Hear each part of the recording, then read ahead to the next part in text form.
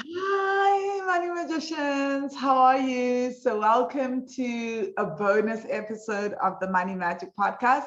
So, why bonus episodes? So, you guys should know by now that I have random bonus episodes. These are episodes that I feel can't wait in line for the other pre-recorded episodes to come through because they're just so juicy, and I feel like they'll just fall right in line with some of the previous episodes that we've just recorded. So I don't want to just record them in linear order. So if you've just joined us, my name is Vangile Makwakwa, and I help women of color heal ancestral money trauma so that they can fall in love with their bank accounts, increase income, and live their best lives. Today, my guest is Manasi Kakade, and I met her through, you guys have seen some of the mastermind students that were in the mastermind with Lisa, Dan, and Young. She is coming, she's also on this podcast. She'll come in a few months. Her podcast has been recorded already. And she invited Manasi to come through and to one of our virtual retreats. And I met her there. And it's been awesome. But actually, even before then, we connected via Facebook. We just had this instantaneous connection and started talking. And her work is so powerful. So I had to have her on the podcast. Welcome, Manasi. Thank you, Anile, for having me here. And it's a pleasure to be here and see what comes up today and serve your audience in whatever they need to hear today. Yeah, so before we even talk about anything else, because we go on gorgeous tangents on this podcast, please tell us about yourself. Who are you? What do you do? I am a practical spirituality mentor for Bridgewalker visionaries. Bridgewalkers are analytical, critical thinkers fascinated by spirituality. And Bridgewalkers have a very specific purpose at this time on the planet. We have seen that there are analytical, critical thinkers who have their way of solving issues in the system, but they aren't necessarily working because they sometimes lack love, empathy, kindness, and they only look at the problem as something that is systemic versus a human problem that is very complex. It's not black and white. On the other hand, sometimes we see people that are spiritual who bypass the whole human life, and they don't understand, or they understand the struggles that humans are going through, but sometimes they may be privileged in some area. They don't really understand how to make their spirituality practical so that we can reflect the human experience as the spiritual experience of love and kindness and equity and equality of all souls. So Bridgewalkers merge these two. What Bridgewalkers do is they bring the analytical, critical thinking, that lens, and their motivations to change anything, whether it's in their personal life or in the collective experience of human. The motivation is to reflect the spiritual principles of equality of all souls on the earth in their human experience. So Bridgewalkers are here to really change social systems and structures through their unique contribution. I'm a Bridgewalker, and the way my contribution to this whole social systemic change is basically helping Bridgewalker visionaries who have phenomenal ideas, they have messages, they have missions, to help them come back to their center, align with who they are, so that they can take their message out with grounded nurturing for self, and at the same time flying high as they want to, because they're deeply grounded in their truth. So I help Bridgewalker visionaries align with who they are. And I'm born in India. I now live in the US, and I combine both the systems together, and I use business actions as a healing modality. So basically, I work with coaches, healers, artists, authors, speakers, anybody who is out there using their talents and skills to impact others, help others.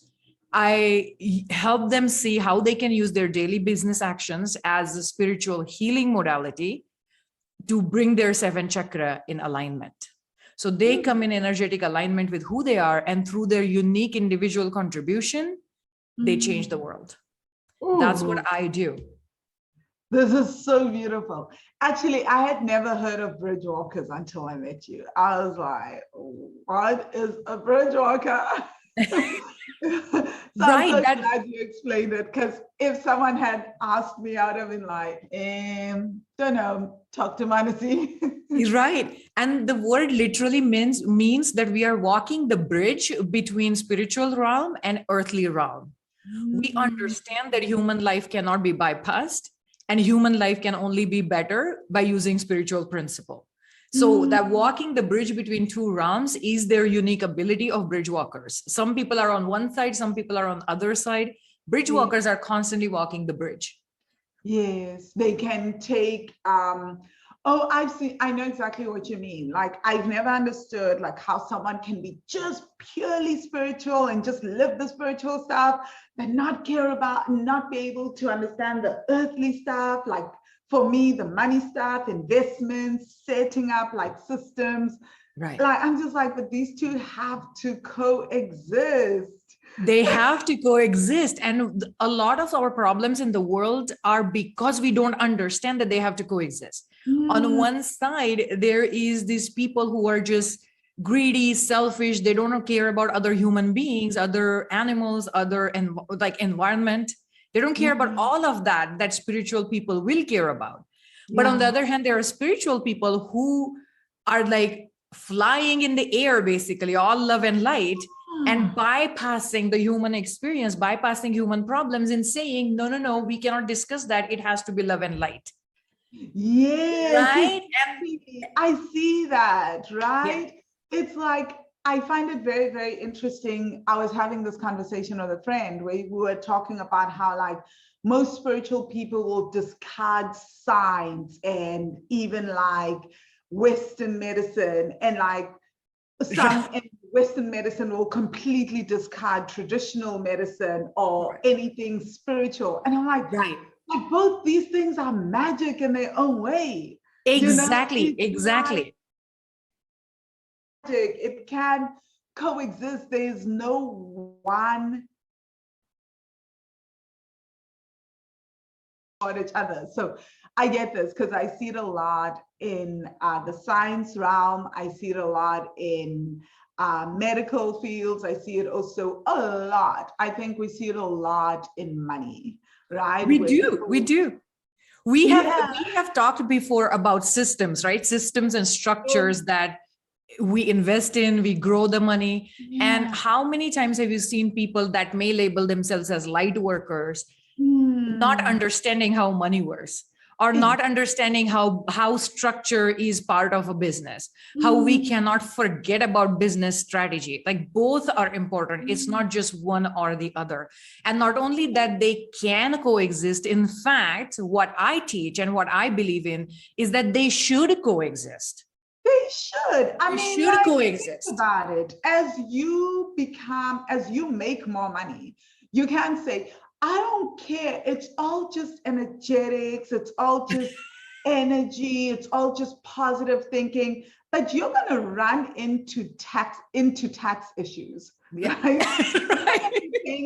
Yes, it's all good and well that it's all love and light, but like you don't have the proper accounting stuff in place. You don't have someone who does your books. You don't have like someone that makes sure that things are delivered. You're serving 1,000 people because you're expanding. It's all love and light, but there's no systems to provide service to those people. At some point, your business will fall apart. And trust me, you will run into tax issues. You know?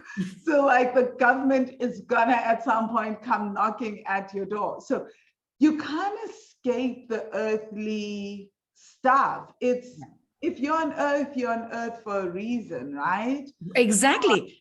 We are souls, our spirit beings born in a human form simply because we want to understand the spiritual principles. It's like earth is like a school. We come here, we go through all these conflicts and internal conflicts, external conflicts to understand what actually matters what we can take in as our lesson, soul's lesson, when we pass away. Yes. Right? So basically, Earth, if this is a school, we cannot bypass the curriculum. Yeah, I love that. Thank you so much for saying that, because I think a lot of people are trying to bypass the curriculum. Yeah. A lot of people are trying, because I guess like it feels very nice to always live in love and light and to just shut out everything and pretend life isn't happening, that a lot of we don't have to deal with the earthly things, because, well, dealing with the earthly things can sometimes feel so like, oh my God, this is so rigid. I am so over this. Why do I have to talk to my accountant about that and income tax and all these things and unemployment benefits? Like, why? So I mean, I go through that. This is why I'm talking about Everybody it. goes through it. And like, sometimes like, why do I need all these systems in place? Like, oh, why can't people just get it? Like, why can't I just like telepathically deliver all that I have?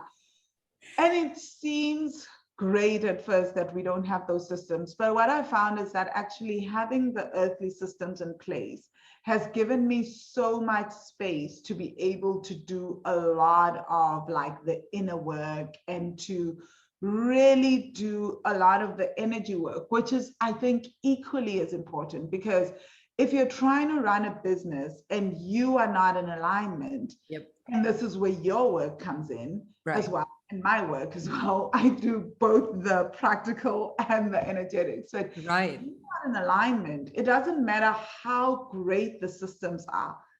If they're not in alignment with how you operate, with how your soul is here to serve, with the work that you're here to do, it just won't work. It will not work. Yeah. It will not work for you. No. And So that's the side I actually come from. Yeah. Where I had I'm so good with systems. I am trained as an engineer. So systems is my jam. Right. Wow. So I was so good with systems, but I was becoming so regimental with systems that I was getting stuck into the systems without understanding why they are not working for me. But I'm like, there is something wrong with me. I don't have enough discipline or something. This has to work.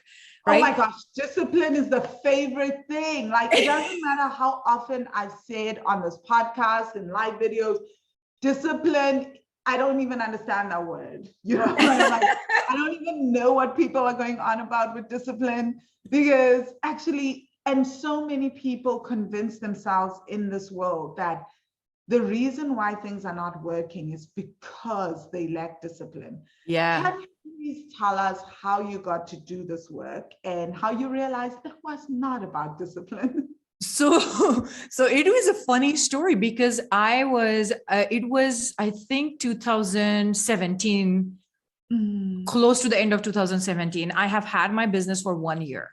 Yeah. And I have an MBA as well. So I'm an engineer. I know systems. I have an MBA, right? I know business. And yet my business, I was working 12, 14 hours in my business. I had all the systems and structures set in my business. And I still wasn't making as much money as I anticipated going into the business. Now, obviously, there is another story to it where I thought I should make a lot more because I was associating my worth with how much money I make. That's a different conversation. Let me leave that aside. We can go to it later if you want. We will definitely go to it, because this is, after all, about trauma and money. Right. But in this particular story, I didn't even realize that's what I was doing, right? My only thing was, I have everything in terms of business strategy right. Then why am I not making money? Why am I not attracting the exact right clients that I want? Right? And I have been thinking about these ideas. I wasn't much aware of spiritual work. I have always been intuitive, but I sense energy. So I never saw myself as an empath, or I never saw myself even as an intuitive. I didn't know what I was trusting was my intuition and not just like the skills I have developed to assess a situation. So I wasn't much into spirituality. And one day my husband came home and he told me, and at that time I used to teach women how to negotiate salary. And I was great at it. I was excellent at it. My people used to get like 40% raises, 40%, right? I was excellent at it because I knew the negotiation skills and I could see other people's value. And yet my client pointed it that your prices don't even match the offers you're making. Like the benefit you're getting for your clients and what you get for it is very little. So I started questioning, oh, should I increase my prices and maybe that's how I make more money? Or should I have more clients and maybe that's how I make more money? But one day my husband came in and he said, guess what happened today? And I said, what happened? And he said, I got a raise today. I said, really? And I thought maybe he got like a life, like living expense type of raise. So in the United States, sometimes your salary is raised because the living expenses go up, right? So that's usually like 3 to 5% raise. He came in and he said he got close to 20% raise. Wow. And I was like, wow. And he said, because I also got a promotion. So he got a different title. He got a raise. And I said, did you ask for it? And he said, no, I never asked for it. They just gave it to me. And that's when it struck me. Like, here I am trying to like figure out money, earn money, working hard for money. And on the other hand, there is my husband who isn't working hard for it, who is having fun, enjoying his work. Yes. He didn't even ask for a raise and he got 20% hike.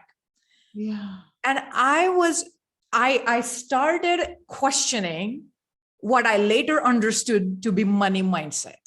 And I said, why is it that he manifests whatever he wants? And it wasn't just in terms of money. This is the incident that gave me like compare and contrast, but it wasn't just about money. He always manifests whatever he wants very easily. He's always in the flow.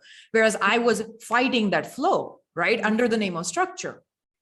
Yep. So I asked him, I said, how do you do this? How do you do this? And how are you in flow? What I understood at that time was the first time this concept where we understand money is energy. And he said, I just play with money. And I said, what does that even mean? Like, I just play with money, right? So he told me this story and he said, your problem is in lack of spending. Yeah. Right. So I was this person who did not feel safe no matter how much money I had in the bank. So what I would do is I would hoard money, meaning I wouldn't spend money. And he knew that, but he never pointed it out like that. And he said, he told me a story that really taught me about money. And he said, when I was a little child, he was like maybe 8, 9 years old. He went to his uncle's friend. They had a grocery store or some kind of store in India. And he went there in the evening with his uncle and his other uncle, meaning uncle's friend. It was worship time. So he was worshiping, and in worship, he said, God, please increase my expenses. Yeah. So my husband, he was shocked. He's like, everybody I have seen says, please increase my income and reduce my expenses. Yeah. Why did you say, please increase my expenses? So he said, the reason I said that is because if I increase expenses are increased, that automatically means that my income is increased, but that also means that I'm enjoying that income. I'm contributing more to the NGOs, right? Non-government organizations, like non-profit organizations. Yeah. So I'm contributing more towards causes. Me and my family is enjoying the income that we are making. And he said, since then, I have looked at money as something that comes to you and something that goes away from you. And it's just a part of life. And that's why I have ease with spending that you don't. And because you don't have ease with spending, money isn't even coming to you because there is no room for the money to come to you. So that's when I first understood the concept of money as energy. Yeah. And I first started questioning my money mindset. And because of that, I turned to spirituality and I said, I need to really understand energy. Little did I know that it was my innate gift. I'm really good at sensing energetic alignment or misalignment. I don't sense, I don't feel energy the way many empaths do. as easily, although that is developing now. But I instantly that is a gift in its own way, not to feel trust me. I completely agree. I'm like, no, you don't. I completely agree that I actually had a very clear boundary when I started developing my intuitive gifts, that that's not the way I want to feel it. Clear sentience, which is feeling as energy in your body. I don't want that. I want clear cognizance, which is I just sense it. So once I sense the energy, one of the things that I sense very easily is what is aligned and what isn't. Like it could be something like a piece that is in the room, and I'm like, that piece doesn't belong here.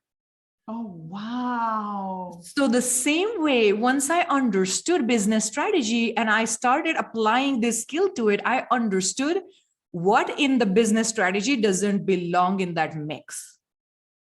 Oh my goodness, this is so fascinating. And then I started, so I went from like salary negotiation to teaching business. And later on, people started coming to me just to understand what within them isn't working. Internal alignment, because in business, I take symptoms of what is occurring in the business and I quickly understand why a particular thing isn't working in business the way you want it. And the whole journey was simply because I said, I want to earn money with ease, with joy, just the way my husband does. The way he works with the money of energy, that's my goal. I want to work with it like that. And that began my whole journey of showing me of my skill of energy, sensing energetic alignment and misalignment. And now I just simply apply that to an individual, their internal alignment and the business alignment. And I merged the two. Wow. That is so, so powerful. Such a powerful gift, because so many people just don't know what is in alignment. And I think a lot of that, I think, is because we live in a world that constantly teaches us that there's one way to do something. You must do all this. Like when people come to me, they'll be like, I'm doing Instagram, I'm doing Facebook, I'm doing LinkedIn, I'm doing Twitter, I'm doing all these things. And oh my gosh, I'm exhausted because I'm doing everything. And I'm just like, yep, that would happen because you are doing everything. Exactly. And how many of these things are in alignment with you. And I think often it's that you look at someone, because how often have we gone on social media and someone says, I have found the way, webinars are the way. So like years ago, someone told, like one of my friends told me to get onto webinars. And I was like, no, I'm not really feeling it. Like joint webinars with people, etc. I was like, oh, I don't really feel like this is really my thing. I don't really feel it. But she convinced me, and I did it for a year. And let me tell you, that was one of the most hardest years of my life. And I believed I went against what is my innate knowledge, which is that I don't believe in pushing through things, but like it was like, push through this discomfort and eventually you'll get to the other end. Long story short, I didn't get to the other end, right? I ended up extremely exhausted and burnt out, because this is exactly what happens when you go out of alignment of something and you introduce something that is not in alignment.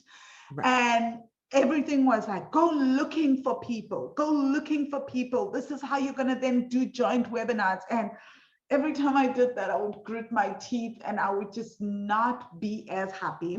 And I feel bad because maybe some of my friends that I've done webinars with are watching this, but it just felt that way. You know, it wasn't lots of fun for me.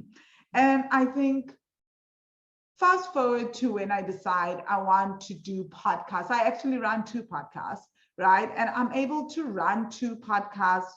And like, this is the first time I work today and it's like 3 p.m. This is like it.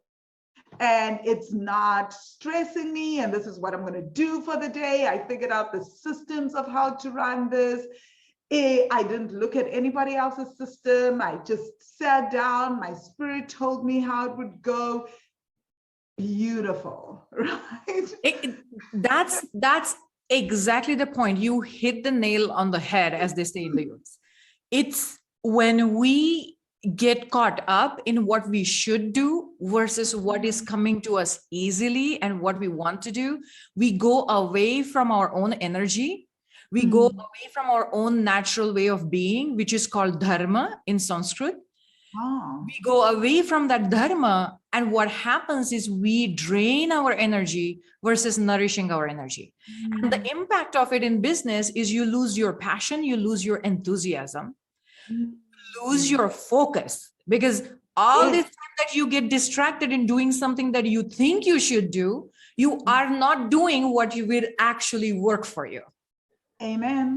You lose focus, you reduce your momentum in business. So initially, how many people and visionaries, they get started because like, I have something to share and I want to go ahead and share this. And then business basically puts them down and they start questioning, am I even an entrepreneurship material? Wow. Right? And so you lose that momentum that you had. So rather than letting your vision guide you and pull you towards it, which is energy of one of the chakra, you let the chakra that ultimately is the chakra of inspired actions, you let that chakra move you forward, but it forcibly. So then you're draining your energy and you keep going away from the vision.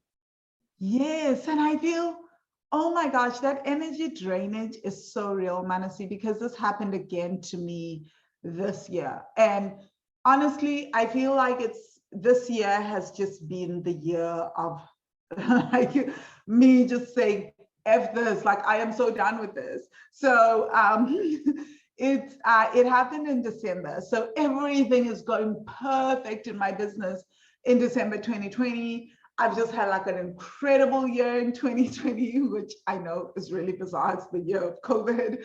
I've like 2019 been incredible, 2020 been incredible. I saw an astrologer when I was living in Goa, and he was like, every year as you go into business gets better and better for you. I was like, isn't that awesome? You know, he was like, it was not like that before, because in Vedic astrology, my Dasha was in Saturn for like, yeah, so it only came out of Saturn in January 2020. So I know you know what I'm talking about. Yes, yes. So I was just, so he was like, after that in January 2020, he was like, but don't worry. And he had already told me by 2019, it will get better. 2020. So every year, because I'm getting slowly out of Saturn every year. And then by 2020, everything will be going great. And indeed, as he had said, 2020 is great, but then December 2020, someone comes around. I've got like these strategy coaches, they come around and they convince me that their way is the way, which is completely different to my way, by the way. In every, when I say in every way, like in every way, they like, you write things on a set date. You have to have a date from the whole year of how things are going to go. You bring out things at this time. Oh my God, you record things, you have scripts, you do everything. Oh my gosh. So this is the opposite of how I work with everything. I mean, every single thing. So it goes, so by the third month of working with them, I was drained in a way I hadn't been in a very long time. I was totally exhausted. Right. Extremely drained. And I continued on for another 3 months because they convinced me that I was the problem in some way. That their way of working was not the problem.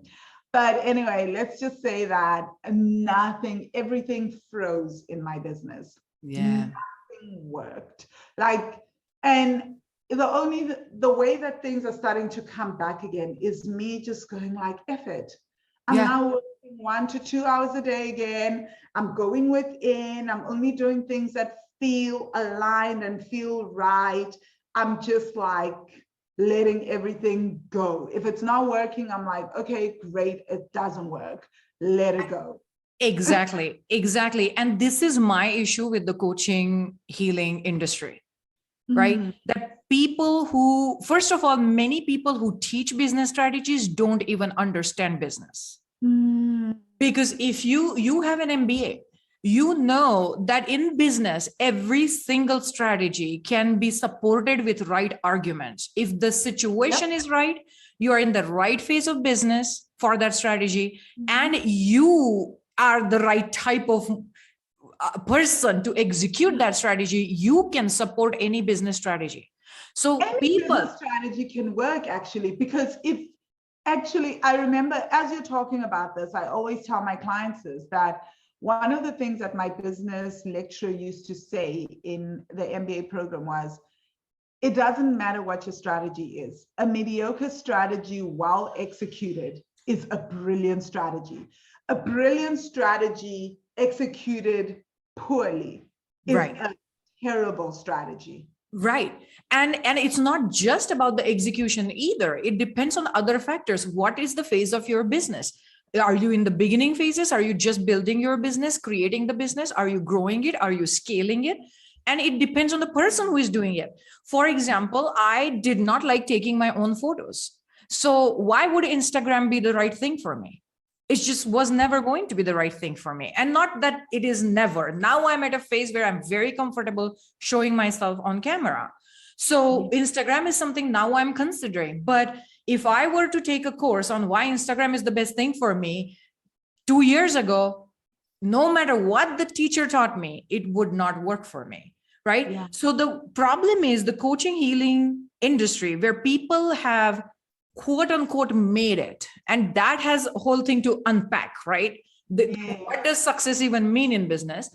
But let's just say we define at this moment success as revenue. Let's just call, not even profit. We are not even going there, not even consistent. Oh, yeah, let's not forget let's that. Let's not go into that yet, right? Let's just say revenue, right? You are earning whatever it is, 7, 8, 6 figures that you wanted to make. Let's just say you're earning it.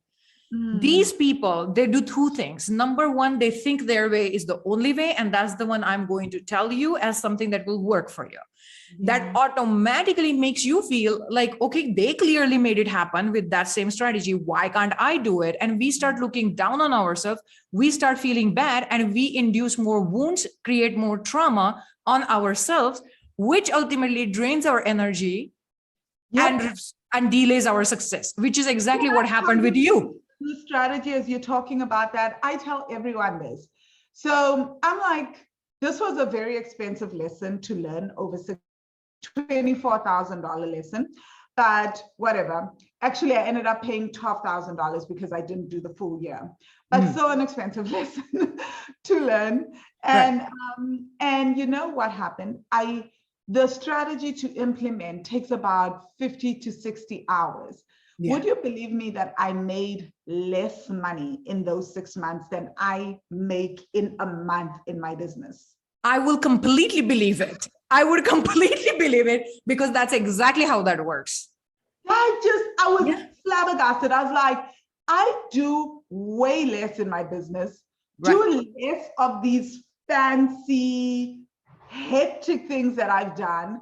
I'm working like a mad woman. Actually, it was longer than that.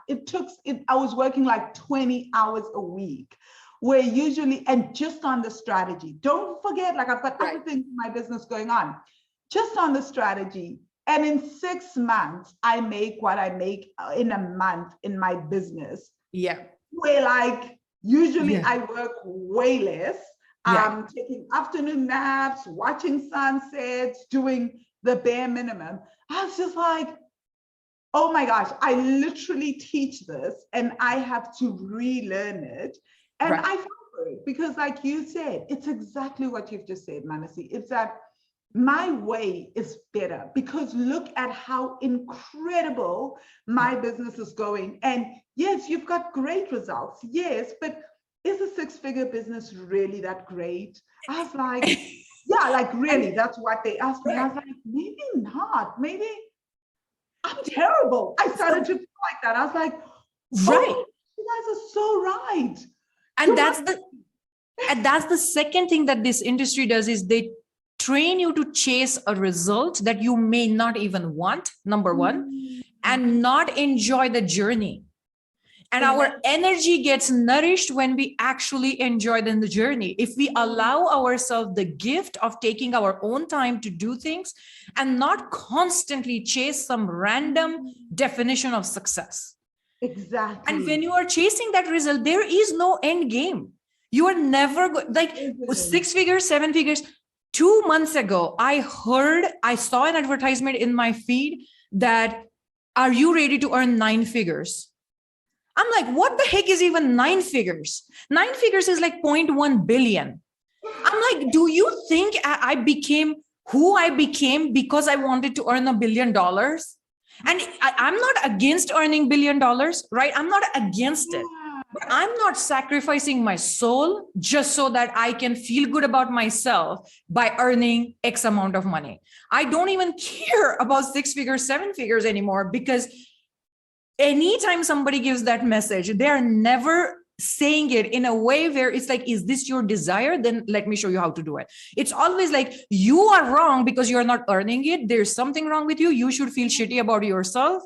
Excuse my language. You should feel bad about yourself just because you are not doing XYZ. And then that wreaks such an havoc on one of the energies, that is especially the energy of self-worth. So then you are wreaking havoc. So the same people who want to make that kind of money because they think they aren't successful, I have been there. You cannot raise your prices because you don't see your own self-worth. Of course. So, I mean, I bought into that hook, line, and sinker, right? And I mean, I didn't even know what the hell was going on. And to be fair, one of my clients is a psychologist. I actually went to see her. This is how I got out of this thing. Yeah. Because every time I wanted to get out, I was being made wrong. So again, Lord. So I literally had to go to her, and we had lunch. And I said, when I got to Joburg, I said, help me, like, what is going on? Like, I know what's going on. I know this isn't for me, but why are these things working? And yeah. It was like, yeah, you're just being manipulated. You're running a good girl script. Right. Here's how to get out of it. And literally a day later, I was out of it. I was just like, I was like, this was so psychological, because I was like to her, I teach this. I teach this, And luckily, she's my client. She's like, no, they just got you with all these things that they're running. Right.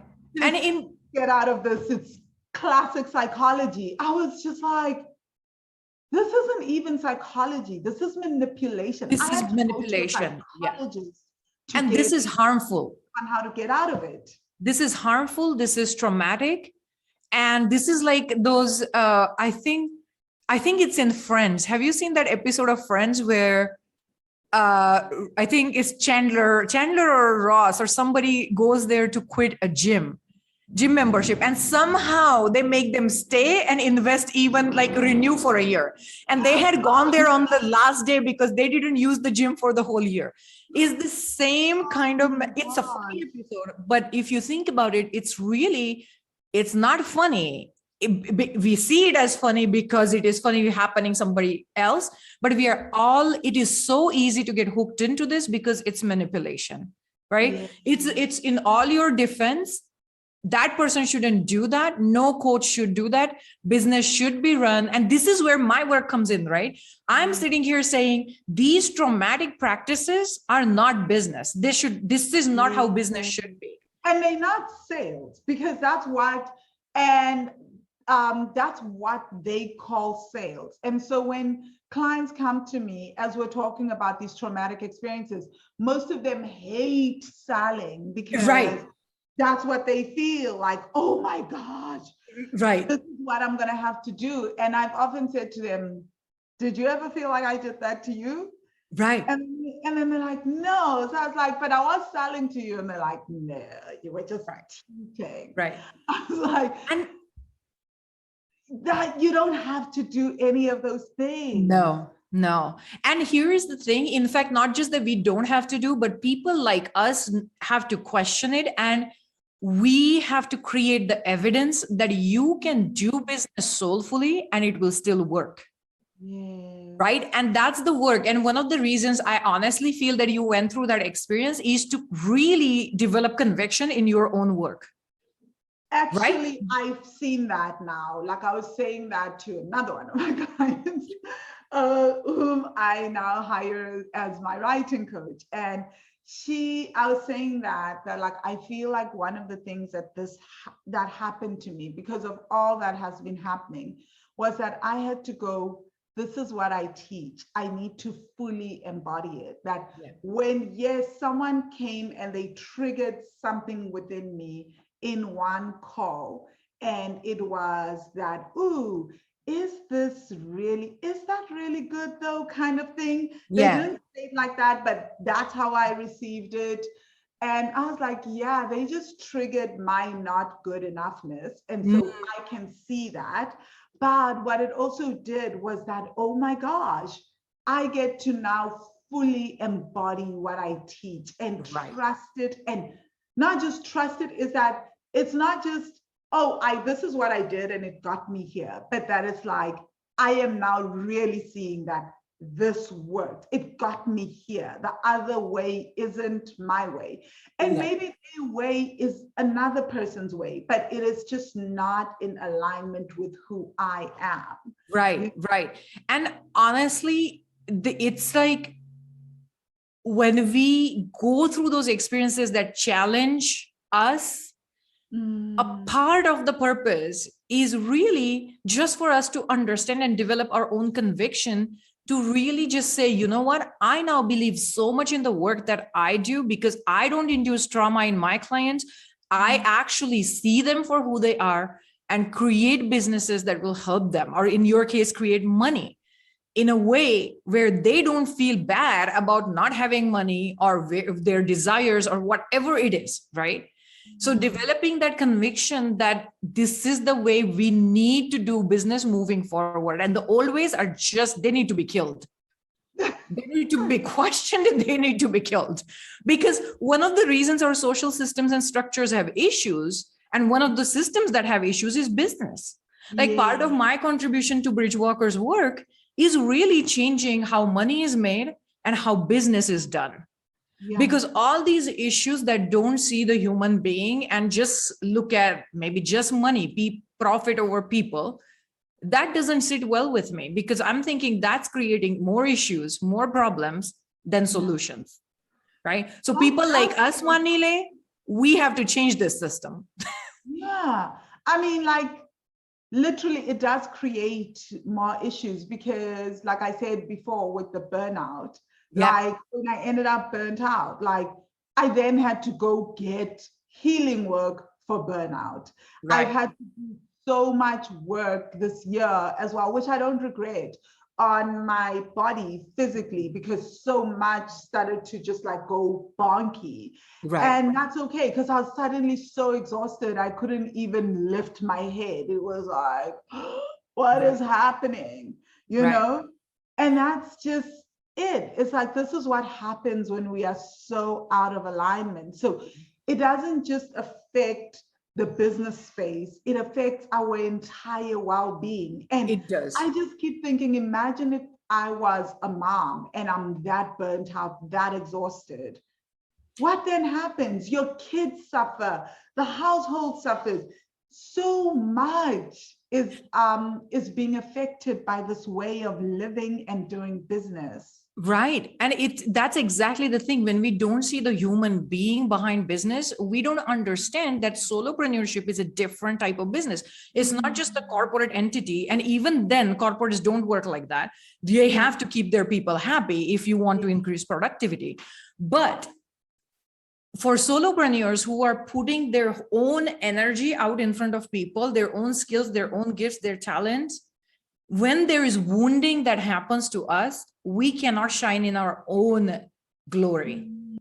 It's just not possible. Those wounds are going to take us down.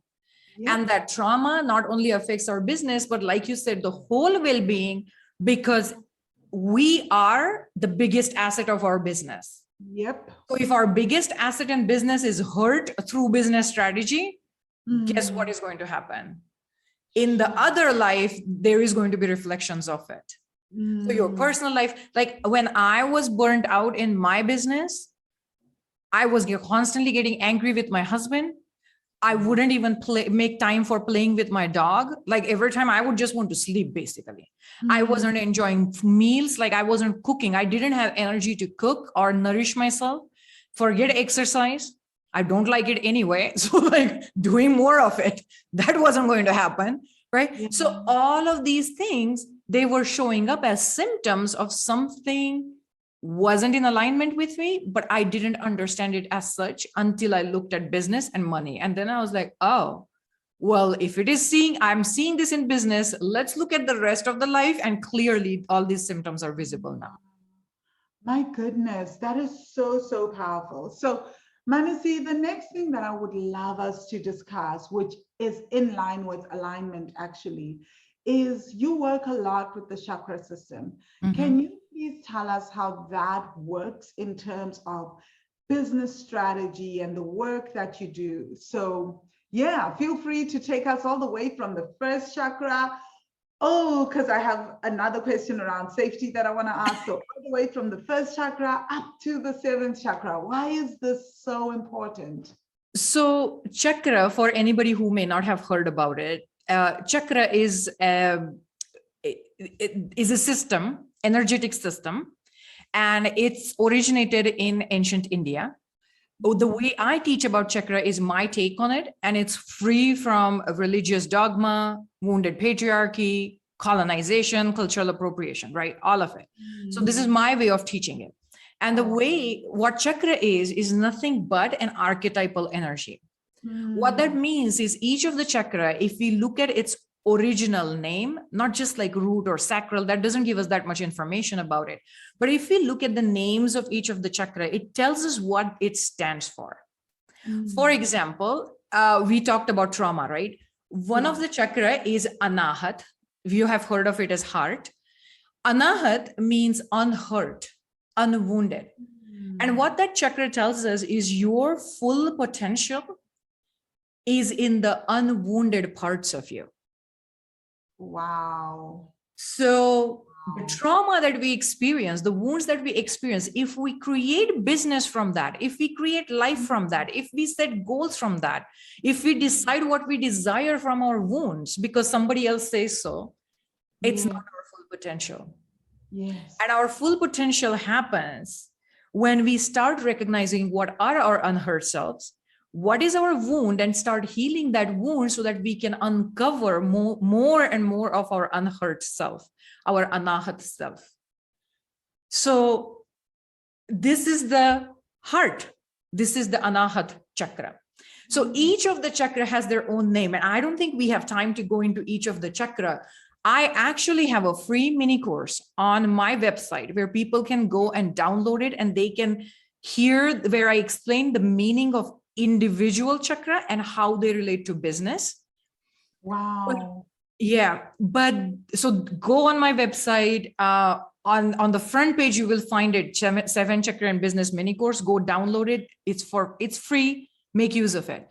But what's the name of your website so people can go? That's right. My first name, last name.com. So manasikakade.com.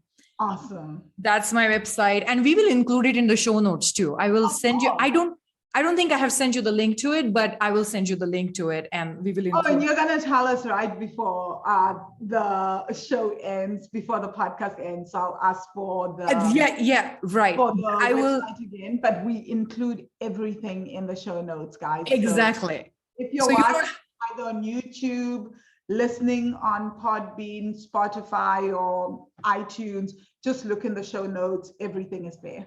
Everything is there, right? So each of the chakra tells us something about the archetypal energy that affects how we show up in the world. And basically this 7 chakra system is the blueprint of reaching a full human potential as a spiritual being. So parts of it are spiritual chakra, meaning they operate in the other realm.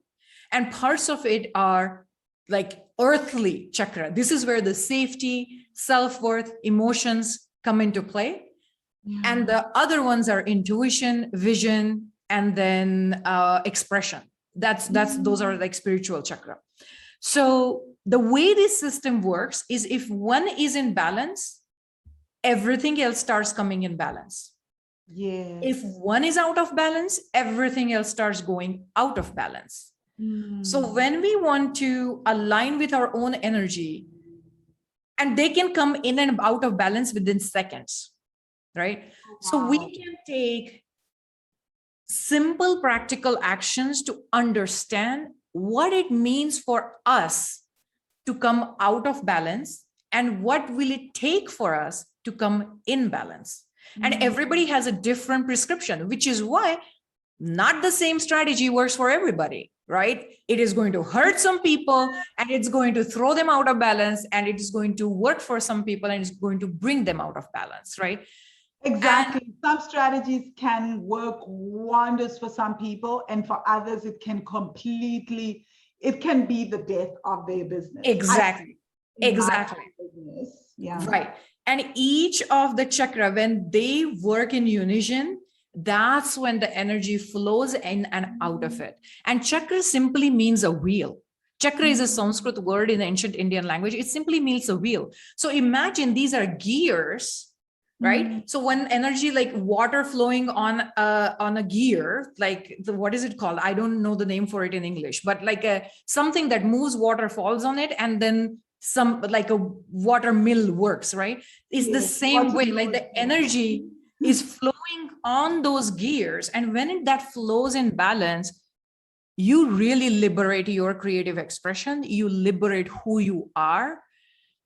And that's your business then simply becomes an expression of who you are versus some forced act to create an outcome. So you not only enjoy the process of building that business when you are in balance with that business, with those actions, you actually understand what makes you unique. Because when all your energies are coming together, we have heard in spiritual world, like everybody is unique, everybody is special, everybody is a unique expression of the divine. What does it mean for each person to be unique? Oh, wow. What it means is their energetic blueprint is unique.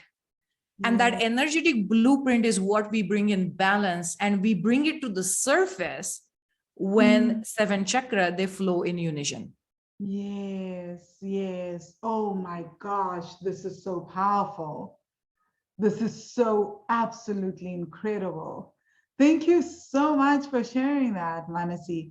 So, how has your healing journey changed the way that you see money? So we've spoken a bit about money, but like what does money mean to you now? How would you define money? And as you've been healing, how have you changed your behavior and the way that you relate to money? Where do I begin? Because you all know my whole spiritual journey started with money. Funny thing is, I have a group, like a group community program where I teach about seven chakra and business, and community members, they support each other. And in that group program, the month, like what we are focusing on this month is money.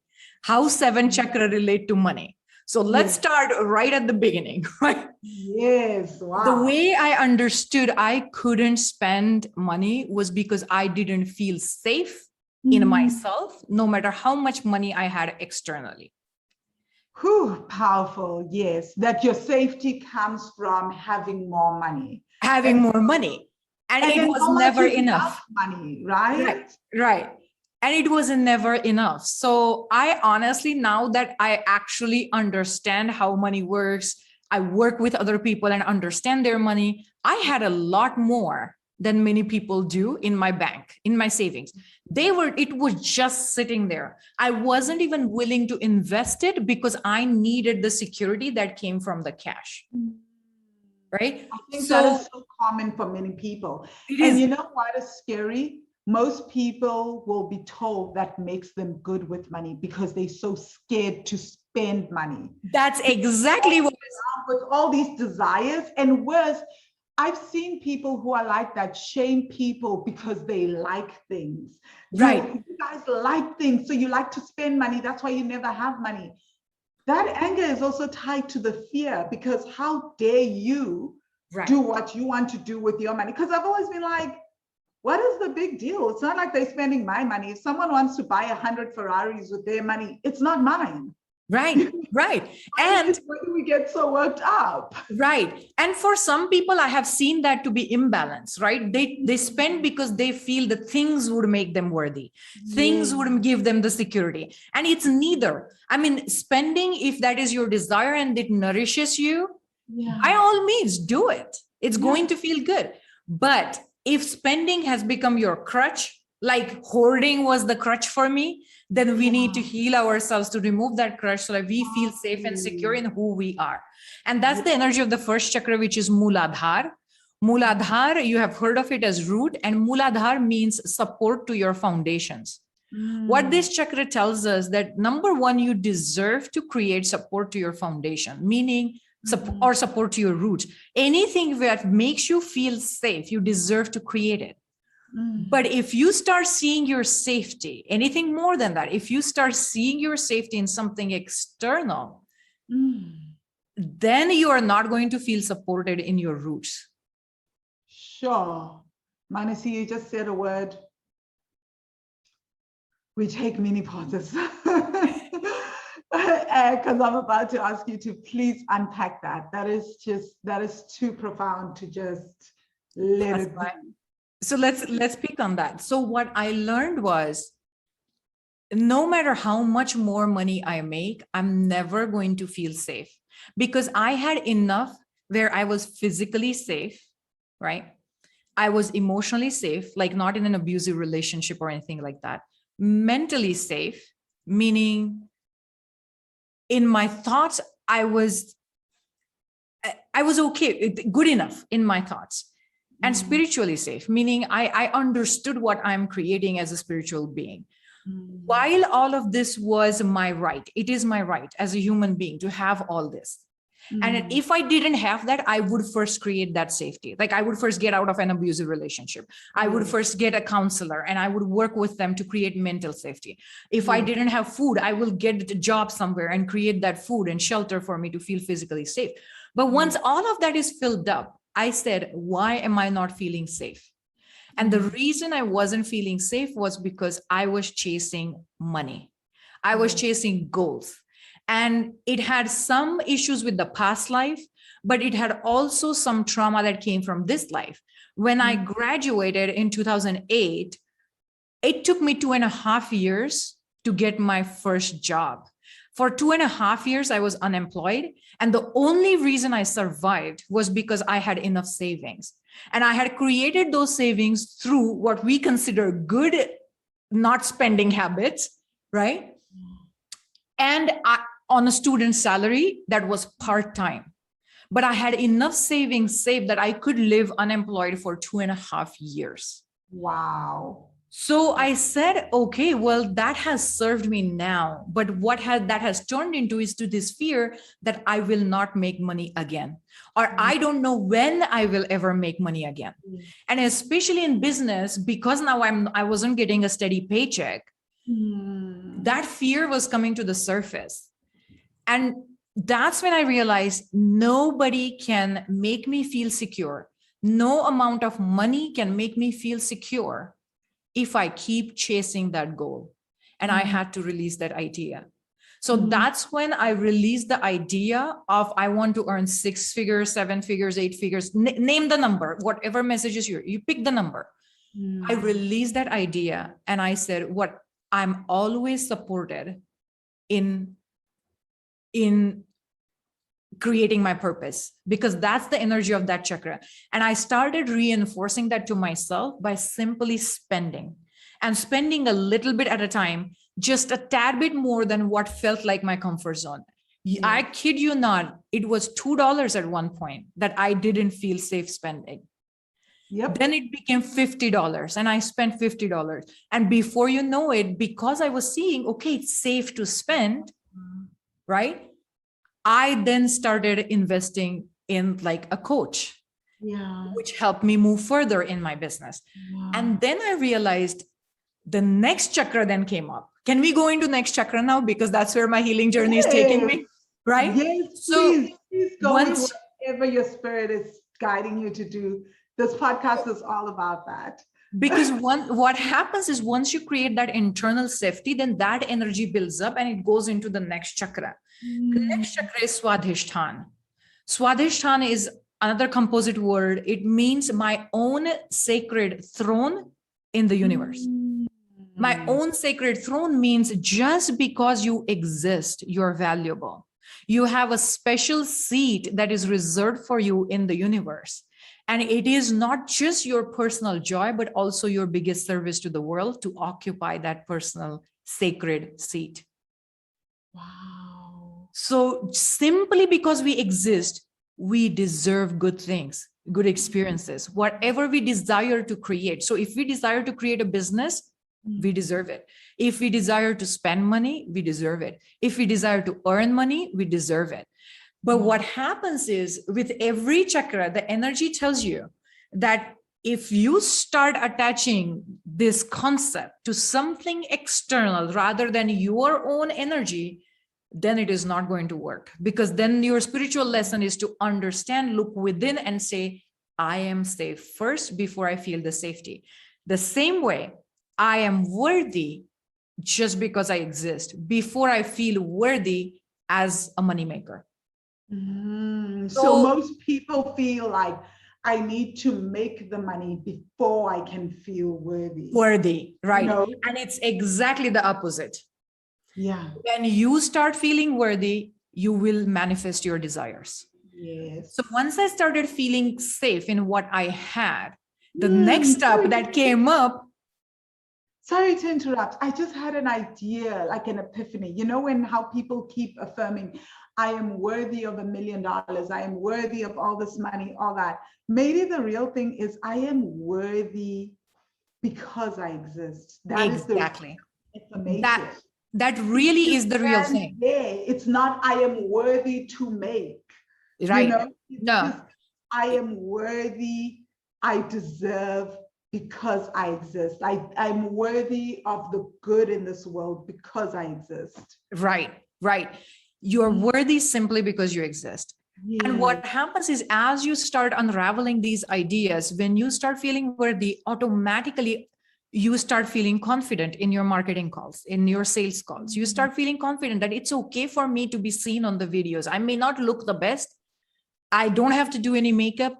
I don't have to show up every time as like perfect person, and it's okay to be me. I'm worthy of giving myself the gift of learning, making mistakes, being in the process, right? I don't have to chase the result to feel worthy.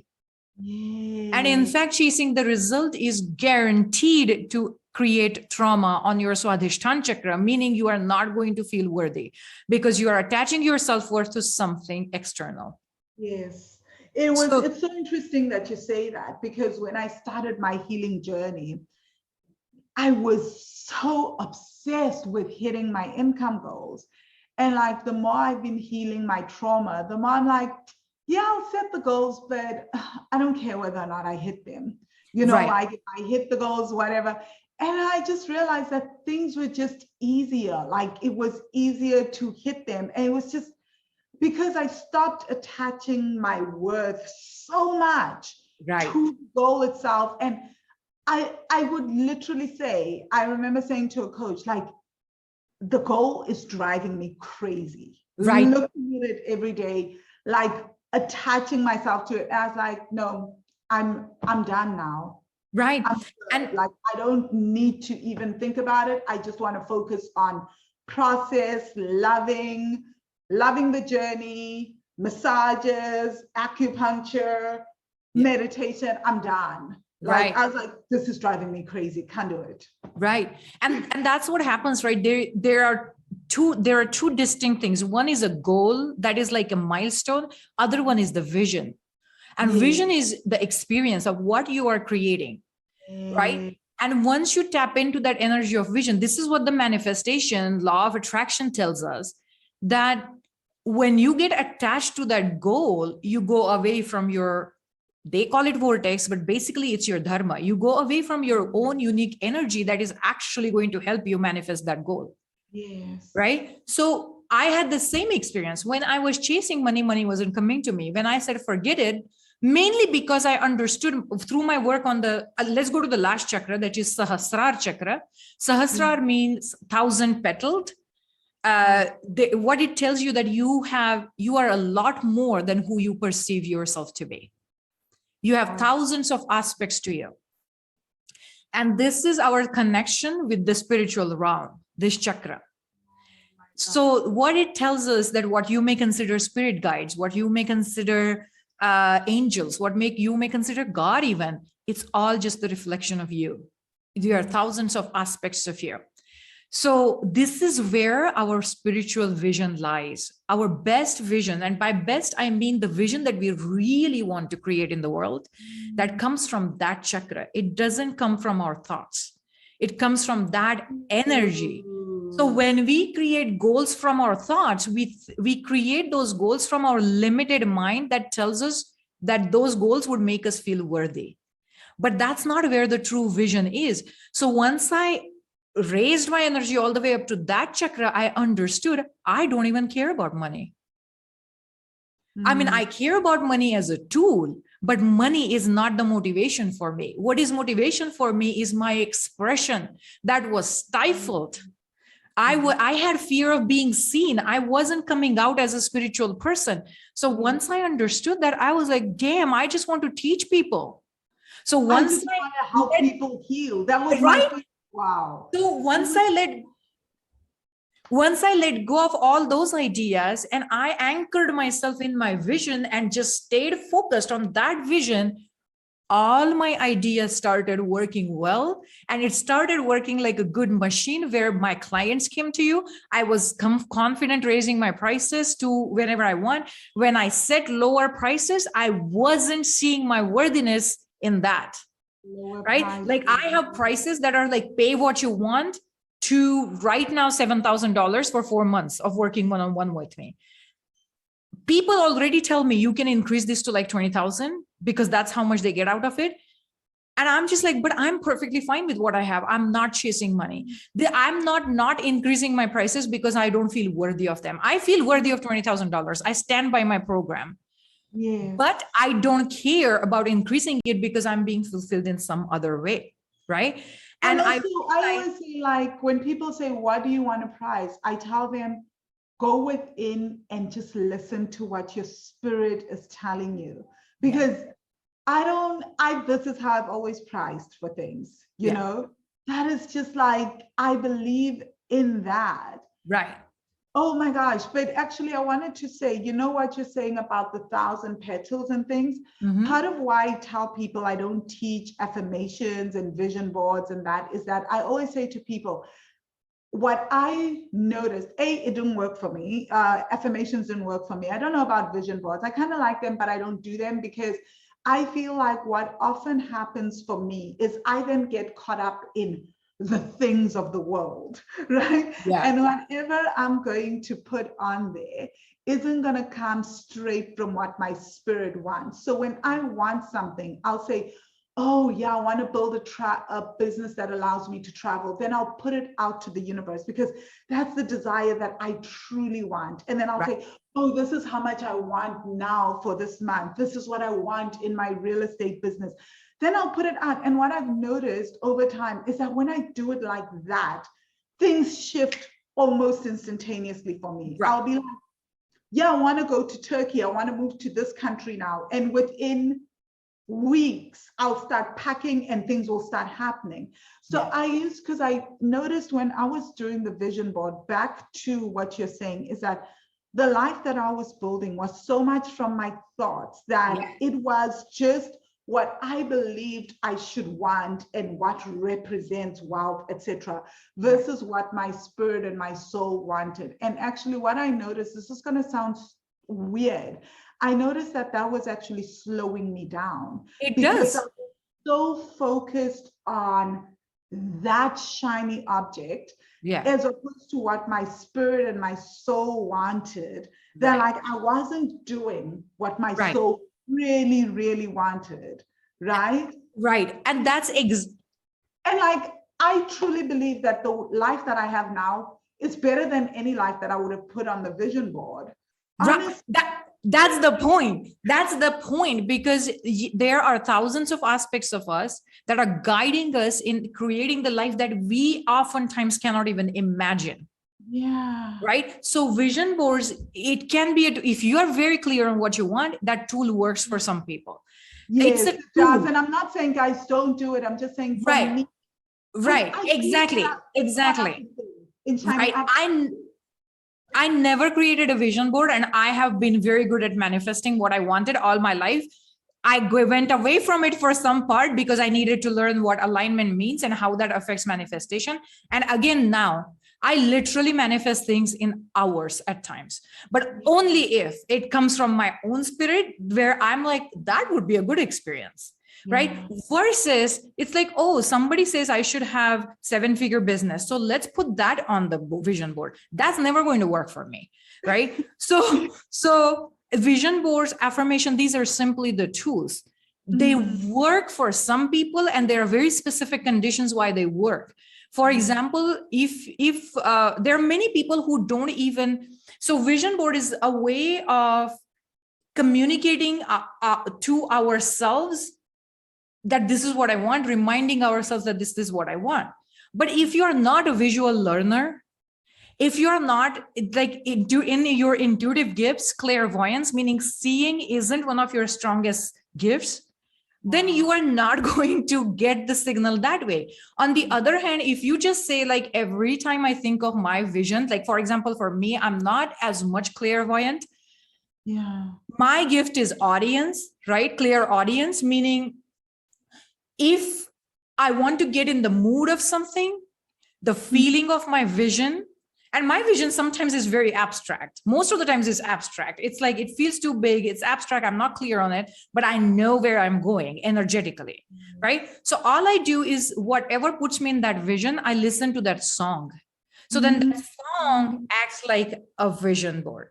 For some people, feelings would work, whatever puts you in that feeling, because your major way of communicating with your soul, which is intuition, is nothing but communication with your soul.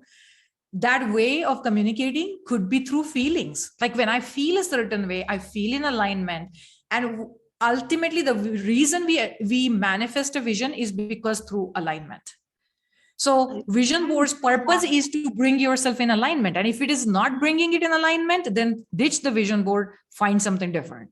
Exactly. Like my vision board used to have a private jet. And like now when I sit down and think about it, I realized when I chucked out the vision board and everything that I really don't care about private jets. I'm like, right, exactly. And actually, and every time I think about it, like I get into like climate change, it like completely throws me off track. And yet that was the thing that I was seeing every day on my vision board. Like every part of my soul was like, what about climate change? What about this? Like, you don't believe in this. Oh my God. But I was like, I should want it. It represents having arrived. Right, exactly. And that's the thing too. When we are not clear on our own energy, we set the goals that are not even our goals.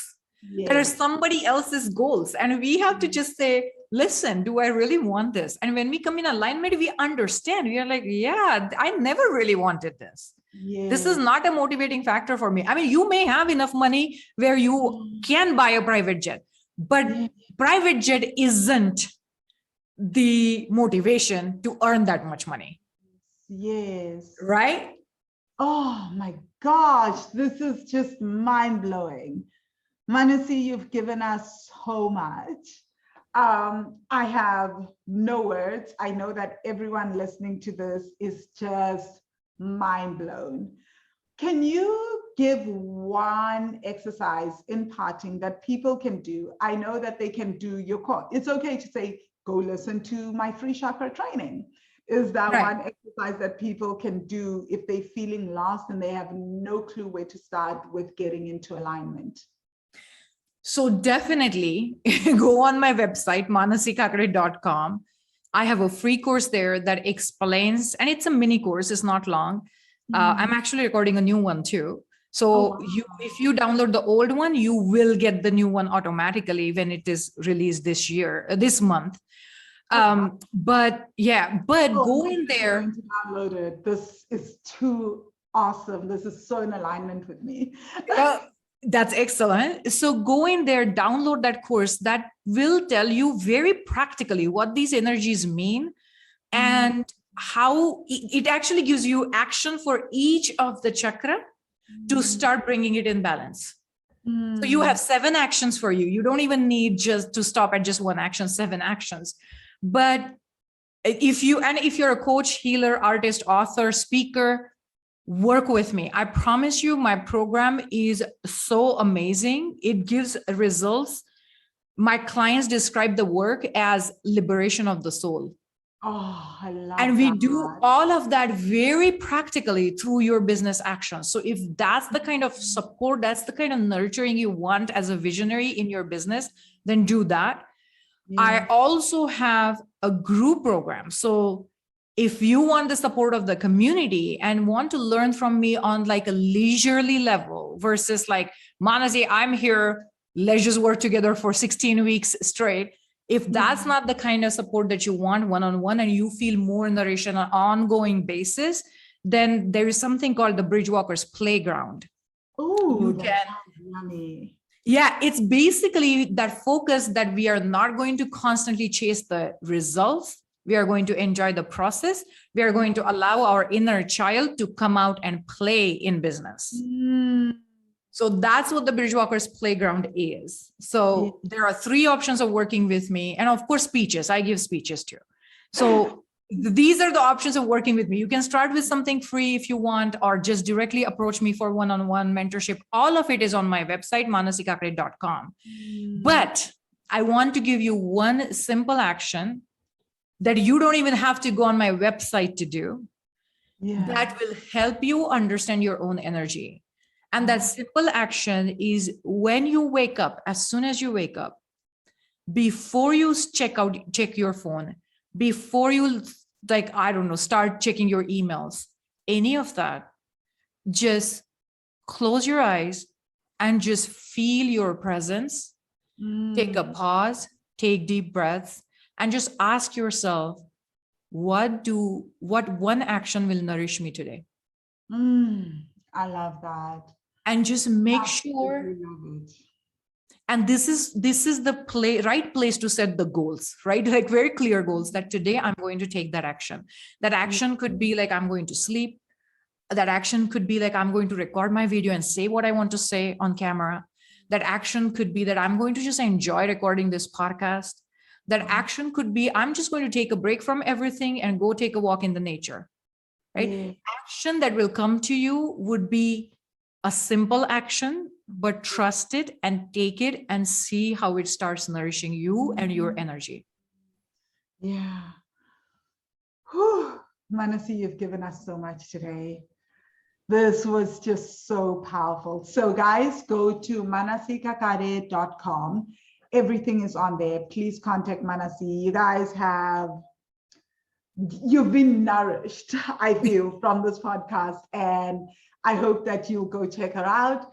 Thank you so much for coming through and listening to this. And thank you so much, Manasi, for sharing so generously of yourself, your work, your knowledge, your wisdom. It is greatly appreciated. And guys, if you're loving these podcasts, please go on iTunes, leave us a 5-star rating and leave us a review, like literally type in. So when people are looking for podcasts, let us know what you've loved about this podcast so that it can help other people know what are some of the juicy podcasts that you've enjoyed, and they can go listen to those as well. And thank you for the continued comments on YouTube. Do share this podcast with family and friends. I know this is extremely valuable.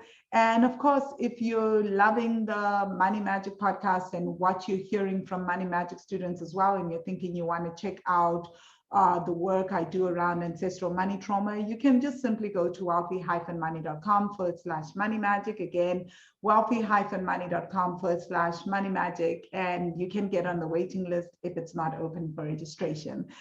And yeah, thank you, Manasi. Thank you, Money Magicians. I shall see you guys in the next episode.